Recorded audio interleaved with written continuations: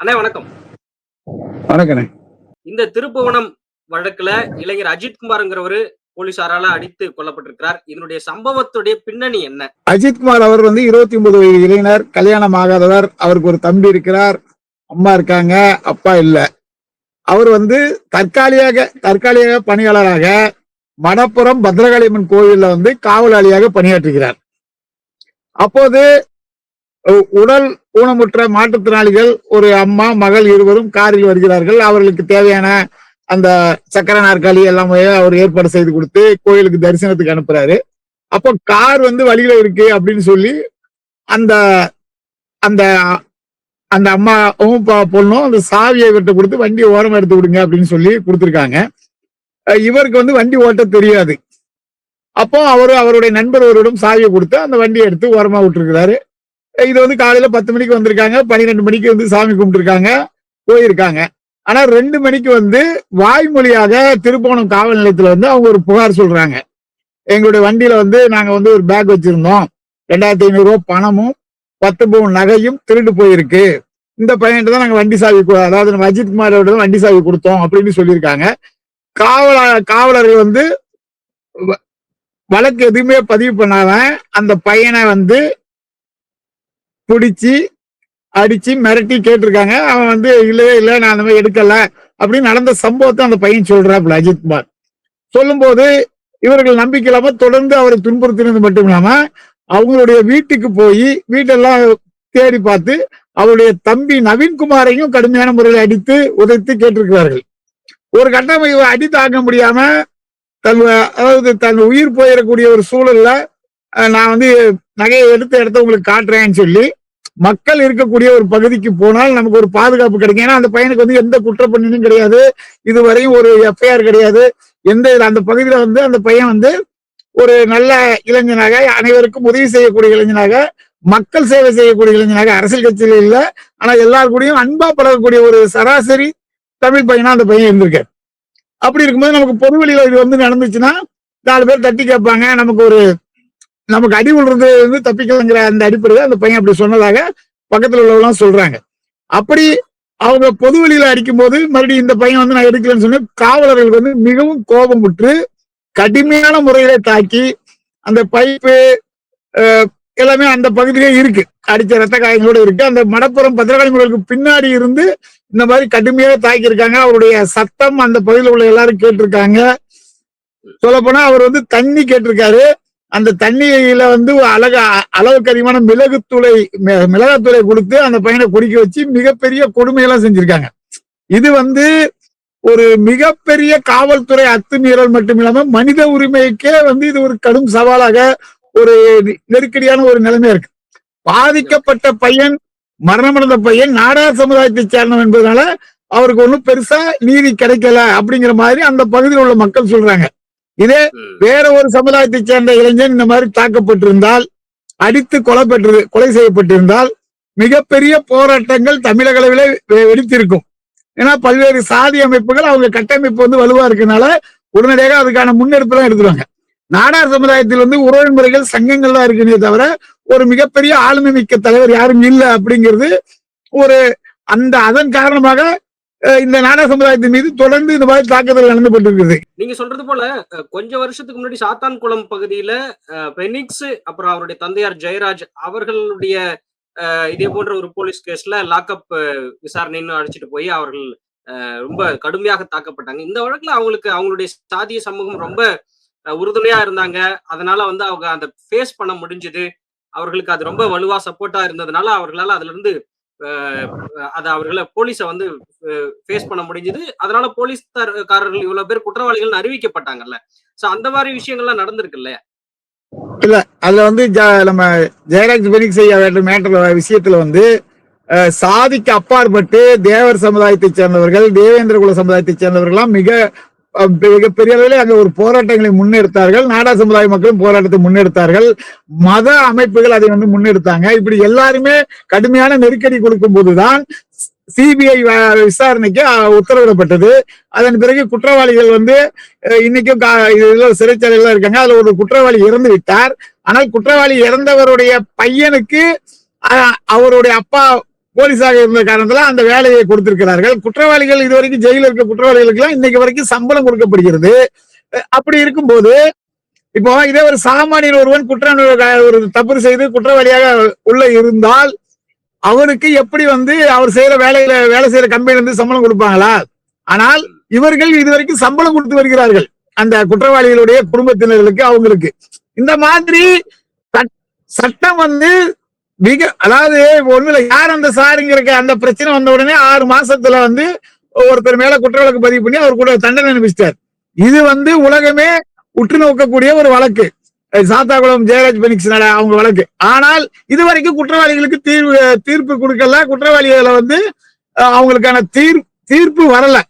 அப்போ தாமதமாக கிடைக்கக்கூடிய நீதியும் ஒரு அநீதி தான் அப்படிங்கிற அடிப்படையில தான் இது எல்லாரும் பாக்குறோம். இப்போ 5 ஆண்டுகளாயும் ஒரு தீர்ப்பு கூட கொடுக்க முடியாத ஒரு அரசு இயந்திரம் எதற்கு அப்படின்னு மக்கள் கேள்வி எழுப்புறாங்க.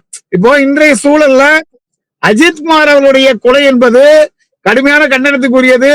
இது வரைக்கும் அனைத்து அரசியல் கட்சி தலைவர்களும் இதுக்கு எதிர்ப்பு தெரிவிச்சிருக்காங்க. உதாரணத்துக்கு மாண்புமிகு எதிர்கட்சி தலைவர் எடப்பாடி பழனிசாமி அவர்கள், நாம் தமிழர் கட்சி தலைமை ஒருங்கிணைப்பாளர் அண்ணன் செந்தமிழ் சீமான் அவர்கள், பாஜகவுடைய தலைவர் நயினார் நாகேந்திரன் அவர்கள், அண்ணாமலை அவர்கள், அண்ணன் சரத்குமார் அவர்கள், இப்படி எல்லாரும் பெருந்தலை மக்கள் கட்சி தலைவர், இப்படி வேல்முருகன் மற்றும் விடுதலை சிறுத்தைகள் கட்சி திருமாவளவன் அவர்களுமே கூட அதற்கு அவர்களும் இன்னைக்கு கொடுத்திருக்காங்க, காலதாமதமா கொடுத்திருக்காங்க. இருந்தாலும் நம்ம வரவேற்கிறோம். கம்யூனிஸ்ட் ஐயா சண்முகம் அவர்கள் கொடுத்திருக்காங்க, ஜவஹர்லால் கொடுத்திருக்காங்க. எல்லாருமே நம்ம வரவேற்கிறோம். அந்த விஷயத்துல நம்ம நன்றி சொல்லுவோம். அதாவது குற்றம் நடந்திருக்கிறது, குற்றவாளிகள் கைது செய்யப்பட வேண்டும். குற்றவாளிகள் வெறும் சஸ்பெண்ட் மட்டும் போலீஸ்காரங்கிறதுனால குற்றவாளிகள் சஸ்பெண்ட் மட்டும் பண்ணிட்டு விடுறதுங்கிறது நியாயம் கிடையாது.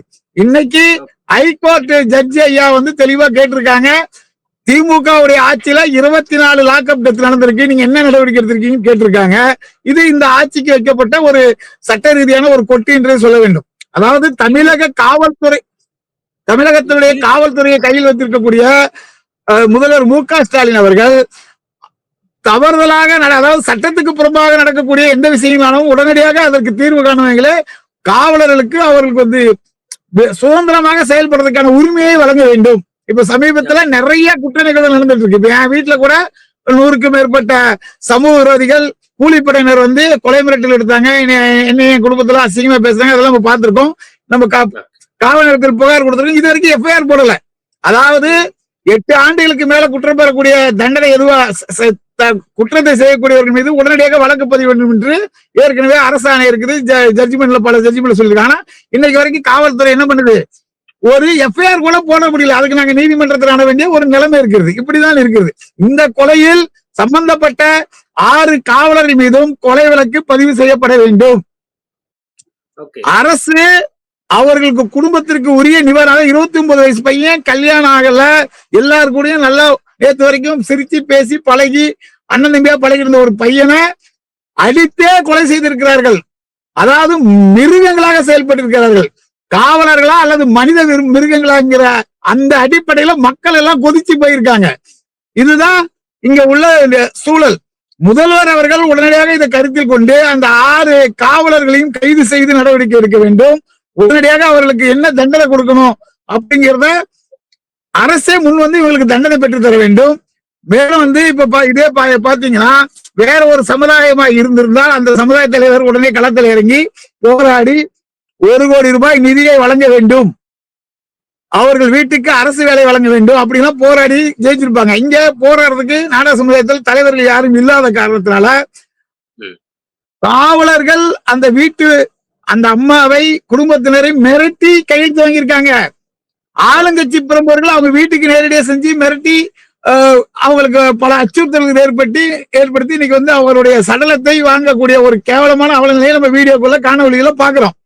இப்படி ஒரு சூழல் தமிழகத்தில் நடந்து கொண்டிருக்கிறது. இதை தட்டி கேட்பதற்கு யார் இருக்கிறார்கள்? உண்மையாக மனிதநேயம் உள்ள மனிதர்கள் அனைவரும் இதற்காக குரல் கொடுக்க வேண்டும், நீதியை காப்பாற்ற வேண்டும். ஓகே, இதுல 2 கேள்விகள் இருக்குது. ஒண்ணு, நீங்க சொல்றது போல மற்ற சமூகங்கள்ல இது போன்ற லாக்அப் டெத் நடக்கும்போது உடனே அவங்களுக்கு மட்டும் நீதி கிடைச்சிருச்சுன்னு சொல்லிட முடியுமா? அதுக்கு என்ன நமக்கு நீதி கிடைச்சிருச்சு கிடைக்கலங்கிறத தாண்டி இப்ப ஹைகோர்ட் என்ன சொல்லுது, 24 லாக்அப் டெத் நடந்திருக்குது திமுக ஆட்சியில, இது வரைக்கும் எதுக்குமே நீதி கிடைக்கல அப்படிங்கறதான் சொல்றாங்க. இருந்தாலும் ஒரு விழிப்புணர்வோடு மக்கள் மன்றத்திலே போராடி அதை பெற்றுத்தரக்கூடிய மிகப்பெரிய ஆளுமை மிக்க தலைவர்களாக இருக்கிறார்கள். நாடார் சமுதாயத்தில் அப்படி இல்லைங்கிறதுனாலதான் மிக ஒரு இயல்பாக சாதாரணமாக தொடர்ந்து நாடார் சமுதாயத்தவர்கள் பாதிக்கப்பட. இப்ப உதாரணத்துக்கு பாத்தீங்கன்னா, காங்கிரஸ் கட்சியினுடைய நெல்லை மாவட்ட தலைவராக இருந்தவர் ஜெயக்குமார் அவர்கள், அவர் அவர் வீட்டு பக்கத்திலேயே மர்மமான முறையில படுகொலை செய்யப்படுகிறார். இதுவரைக்கும் குற்றவாளிகள் கண்டுபிடிக்கப்படல. அதாவது ஸ்காட்லாந்து யார்டு போலீஸுக்கு சவால் விடுற தமிழ்நாடு காவல்துறை சமீபத்தில் நடந்த ஒரு மிகப்பெரிய கொலை, அவர் ஒரு காங்கிரஸ் கட்சியினுடைய மாவட்ட தலைவர், முக்கிய பிரமுகர், அவருடைய கொலைக்கு இதுவரைக்கும் எந்த ஒரு குற்றவாளிகளும் கண்டே பிடிக்க முடியல. அப்படிங்கிறது தமிழக காவல்துறைக்கு எவ்வளவு பெரிய அவமானம். இதெல்லாம் நாடாருங்கிறதுனாலதான் இப்படி நடக்குதா அப்படிங்கிற எங்களுக்கு ஒரு சந்தேகம் இருக்குது. ஏற்கனவே கன்னியாகுமரி மாவட்டத்துல பாத்தீங்கன்னா, தேவாலயத்தில் ஒரு நாம் தமிழர் கட்சியை சேர்ந்த நாடார் சமுதாயத்தை சேர்ந்தவர் படுகொலை செய்யப்பட்டிருக்கிறார். இப்படி தொடர்ந்து நாடார் சமுதாயம் மீது அடக்குமுறை நடக்கும்போது அவர்கள் அதை சரி செய்ய மாட்டேங்கிறார்கள் அப்படிங்கிறது எங்களுக்கு ஒரு வருத்தமான விஷயமா இருக்கு. இப்போ நீங்க நாடார் சமுதாயம் போலவே தென் மாவட்ட படுகொலைகள் அப்படிங்கறது அங்க சமூக ஆர்வலர்களாக இருக்கிறவங்க ஏதோ ஒரு விதத்துல இப்ப இந்த மணல் கொள்ளை, கல்குவாரி கொள்ளை இதை தடுத்து கேட்கக்கூடியவர்கள், தட்டி கேட்கக்கூடியவர்கள், இவர்களுடைய கொலை சம்பவங்கள் பின்னணியில இந்த மாதிரியான குற்றச்சாட்டுகள் வைக்கப்படுகிறது. அது உண்மைதானா? அதாவது ஒரு சமூக ஆர்வலர் சமுதாயத்தில் நடக்கக்கூடிய தவறுகளை தட்டி கேட்கும் போது படுகொலை செய்யப்படுகிறார். அதற்காக அனைத்து சமுதாய மக்களும் போராடுகிறார்கள். ஒரு சிலர் வெற்றி பெறுகிறார்கள். இப்ப உதாரணத்துக்கு பாத்தீங்கன்னா, ஸ்ரீவைகுண்டம் பக்கத்துல கொங்கராயங்குறிச்சியில ஓய்வு பெற்ற வாத்தியார் 87 வயசு முதியவரை படுகொலை செய்தார்கள். ஆற்று மலை கொள்ளையர்கள். அதுக்கப்புறம் தேவாலயத்தெல்லாம் அடித்து நொறுக்கினாங்க. அங்கிருந்து காமராஜர் சிலை உடைக்கப்பட்டது. இப்படி இவர்கள் குற்றவாளிகள், அவர்களுக்கு பின்னாடி மிகப்பெரிய பணபலம் இருக்கிறது. அவர்கள் ஏற்கனவே கையூட்டு கொடுப்பதனால் காவல்துறையினர்கள் அவர்களுக்கு மறைமுகமாக உதவி செய்கிறார்கள். அரசு அதிகாரிகள் மறைமுகமாக உதவி செய்யும் போது அவர்களுக்கு இயல்பாகவே நாங்கள் ஒரு நம்மளை யாரும் ஒன்றும் செய்ய முடியாது, சட்டத்தால் ஒன்றும் செய்ய முடியாது, அரசு அதிகாரிகளே நம்மளுடைய பாக்கெட்டில் இருக்கிறார்கள் அப்படிங்கிற அடிப்படையில இவங்க எல்லாம் மிக எளிதாக தவறுகளை செய்கிறார்கள்.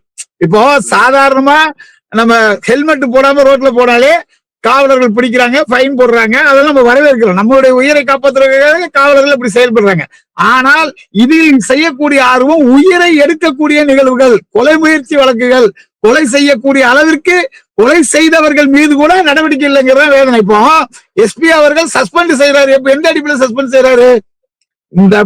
அதாவது இந்த நகையை இவர் உண்மையான திருடினாரா அப்படிங்கிறது விசாரிக்கிறதுக்கு முகாந்திரம் இருக்கு. ஆனால் இவரை அடித்துக் கொள்வதற்கு இவங்களுக்கு யாரு இவங்களுக்கு இந்த சட்டத்தை அதிகாரத்தை கையில கொடுத்தது? அதாவது அந்த பாதிக்கப்பட்ட அம்மாவை நம்ம பார்க்கும்போது நமக்கு கண்ணீர், வேதனை, அதாவது எல்லாமே ஒரு இந்த மாதிரி ஒரு சூழல் நம்ம நினைச்சு பார்க்க முடியாத அளவுக்கு இருக்கு. நேற்று நைட்டு நாங்க உங்க வீட்டுக்கு போயிருந்தோம், போய் ஆறுதல் சொல்லியிருந்தோம். ஒட்டுமொத்த குடும்பமே சீர்குலைந்து போனார்கள். அவர்களுடைய கனவு என்பது ஒரு 29 வயது இளைஞன், அவர் கல்யாணம் பண்ணி பேரம்பத்திகளோட இருக்கணும் அப்படின்னு நினைச்சிருந்த ஒரு அம்மா அவ்வளவு வேதனையில இருக்காங்க. அவங்களால பேச முடியல, அழ முடியல. அதாவது பேய் இறந்தது போல அதாவது அவங்க வாழ்க்கையின் விரக்தியின் உச்சகட்டத்தில் இருக்காங்க. இதுக்கெல்லாம் இந்த தமிழக முதல்வர் என்ன செய்ய போறாரு? இப்ப எனக்கு ஒரு சந்தேகம். ஒரு காவல்துறையில எல்லா சமுதாயத்தில இருந்தும் ஒருத்தர் இருப்பாங்கல்ல, அவர்கள் அங்கேயும் ஒரு நாடார் இருப்பார், அங்கேயும் ஒரு வன்னியர் இருப்பார், அங்கேயும் ஒரு பறைகுடி சமூகத்தில் இருப்பார். எல்லா சமூகத்தில இருந்தும் ஒரு காவல்துறையில இருக்காங்க.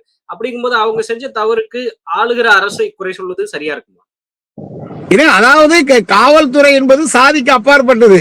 அவர்கள் காவல்துறை என்பதே ஒரு சாதியாக அவர்கள் செயல்படக்கூடிய. இதுல நாடாரு, தேவரு, தேவேந்திரர், கவுண்டர், வன்னியர் அப்படி எல்லாம் கிடையாது. எல்லாருமே இதுல மனித நேயம் உள்ள அதிகாரிகள், மனித நேயமற்ற இந்த மாதிரி மனித மிருகங்கள். அப்படிதான் நம்ம பார்க்கணும். இதுல சாதியே நம்ம கொண்டு வர வேண்டிய அவசியம் கிடையாது.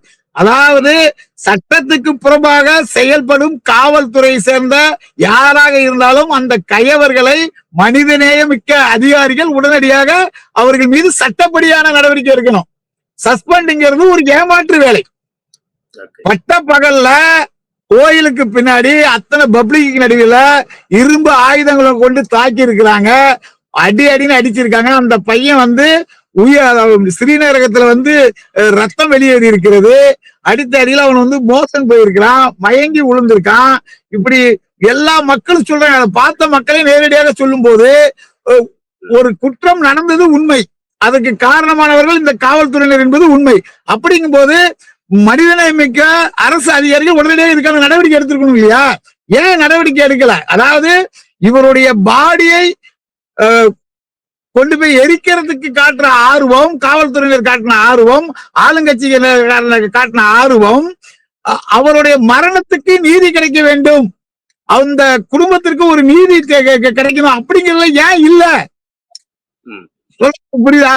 அதாவது அந்த பையனுடைய பாடியை நைட்டு ஒரு 11 மணிக்கு மதுரை அரசு மருத்துவமனையிலிருந்து கொடுத்துட்டு ஒரு 500க்கும் மேற்பட்ட காவலர்கள் வந்து வீட்டுல கூட ஒரு நிமிஷம் கூட வைக்காம கொண்டு போய் எரியூட்டுற வரைக்கும் அவ்வளவு ஒரு பரபரப்பு, எரியூட்டப்பட்ட உடனே எல்லாரும் போயிடுறாங்க. அப்போ மனித நேயம் என்பது காவல்துறையில் யாருக்கும் இல்லையா அப்படிங்கிற சந்தேகம் பொதுமக்களுக்கு வருது. ஒரு மனிதனை வந்து அவன் உயிர் இழந்து விட்டான், அவர்கள் குடும்பம் பாதிக்கப்பட்டது, ஒரு நேர்மையான விசாரணை வைக்க வேண்டாமா? நேர்மையாக செஞ்சால் தானே காவல்துறை வந்து எங்களுடைய நண்பர், காவல்துறை மேல இருக்க மக்களுக்கு வந்து ஒரு நீதி கிடைக்கும். அதாவது எதுக்கெடுத்தாலும் நீதிமன்றத்தை நாட வேண்டியது என்றால் அப்ப காவல்துறை எதற்கு? ஒரு எஃப்ஐஆர் போடுறதுக்கே நீதிமன்றத்துக்கு தான் நம்ம போகணும் அப்படின்னா அப்ப காவல்துறை எதற்கு இருக்கிறது? காவல்துறை எது என்ன? அப்ப நீதி எதுக்கு? எந்த வழக்கா இருந்தாலும் நீதிமன்றத்துல போய் நம்ம அனுமதி வாங்கிட்டு தான் வழக்க பதிவு பண்ணுங்கிற ஒரு மோசமான நிலைமை இந்த திராவிட மாடல் ஆட்சியில ஐயா மு.க. ஸ்டாலின் ஆட்சியில இருக்கு. ஒண்ணு, காவல்துறையில் இருக்கக்கூடிய நேர்மையான அதிகாரிகளுக்கு சுதந்திரமாக செயல்படுவதற்கு அனுமதி அளிக்க வேண்டும். அப்படி இல்லை என்றால் இவர் தயவு செய்து காவல்துறை அமைச்சர்ங்கிற பதவியை ராஜினாமா செஞ்சுட்டு ஒரு படித்த இளைஞர்களுக்கு அந்த வாய்ப்பை வழங்க வேண்டும். அப்பதான் இந்த காவல்துறை சிறப்பாக செயல்பட முடியும். நாட்டிலே சட்ட ஒழுங்கு சரியாக இருந்தால்தான் நாளைய தலைமுறை சிறப்பாக இருக்கும். அதாவது ஒரு பையனை அடிக்கிறதுக்கு அவங்க பெற்றோருக்கு உரிமை கிடையாது, ஆனா காவல்துறைக்கு உரிமை கொடுத்திருக்கு. ஆனால் அதை அவர்கள் தவறான முறையிலே பயன்படுத்தி இன்னைக்கு ஒரு அப்பாவி இளைஞன் உயிரை இழந்து அந்த குடும்பமே நடுத்தரவில் நிற்கிறதுக்கு காரணமா இருக்கானே. இதுக்கு நீதியை பெற்றுத் தருவது யார்? உங்களோட ஊடகங்கள் தான் இதற்கு வந்து தமிழக அரசு கவனத்துக்கு கொண்டு போய் அந்த குடும்பத்திற்கு உரிய நீதி கிடைக்க வேண்டும் அப்படிங்கிறதுக்கு நீங்களாம் உறுதுணையா இருக்கணும்.